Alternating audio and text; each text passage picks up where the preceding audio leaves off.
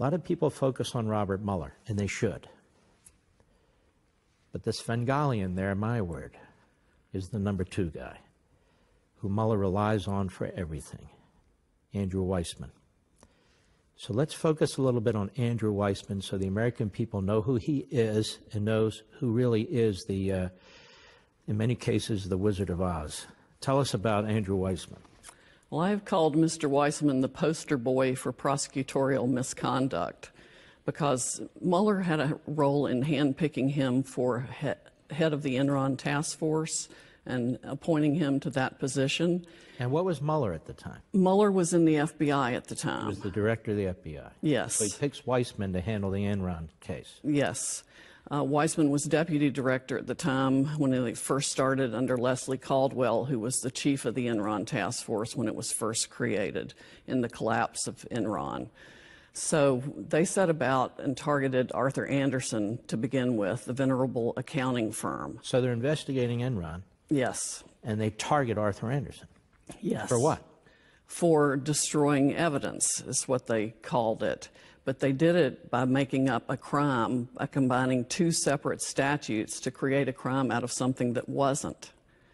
So they destroyed Arthur Andersen. They knew they were going to destroy the company. They sealed. Now, how did they destroy Arthur Andersen? By indicting it.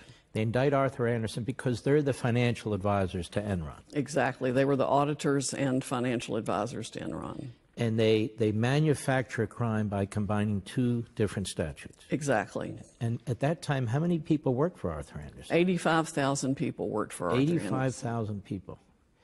And Weissmann was the lead investigator. He was the lead prosecutor on that case. And he reported, in part, he informed the director of the FBI at the time, Mueller. Yes. Okay. Well, what did they do? Well, they knew they were going to destroy the company when they indicted it because Andersen represented 2,500 publicly traded companies. And no auditor who represents publicly traded companies can function as an auditor when they're indicted. So they sealed the indictment for a week while they... They indict them. Seal the indictment for a week. Yes. That's absolute disaster for accountants, auditors, financial advisors. Yes. Okay. And they worked behind the scenes during that week to avoid upheaval in the markets so that when they announce the indictment and unseal it publicly, the markets are not as disruptive as they would have been if they had just indicted them publicly immediately. What did they indict Arthur Andersen for? They indicted them under a witness tampering statute. And the way they did it, they essentially took criminal intent out of the process. And in fact, when the Supreme Court later got the case, Justice Rehnquist wrote the decision for the majority, well, for the unanimous Supreme Court, and said it was shocking how little criminal culpability the jury instructions had required, and that Andersen had not committed a crime at the time. So Andersen gets caught up in this Enron case. Weissmann must know that there wasn't mens rea, or criminal culpability. He indicts the entity, which for a major international corporation is a disaster to begin with, because then you get documents subpoenaed and so forth. You have to be searching your computers and your records here and all over the world and so forth. So it creates great tumult in a company. Completely. And that in and of itself, depending on the nature of the subpoenas and the indictment and so forth, can freeze a company. And so here's this company, Arthur Andersen, that's in the business of protecting other companies. They're auditors, they're accountants, they're financial advisors. And they're being accused of what? Witness tampering?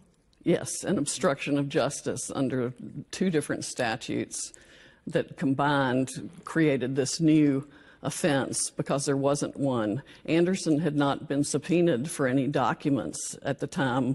Andersen was cleaning up his files and proceeding to get ready for the investigation.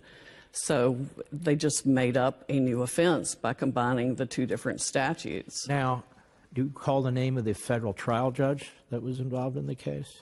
Melinda Harmon in Houston. Melinda Harmon in Houston. And then I assume they appealed it? Andersen did appeal it. And what happened on appeal? The Fifth Circuit affirmed it on appeal. Affirmed it. Then they appeal it to the United States Supreme Court, which takes the case, which is relatively rare. Yes.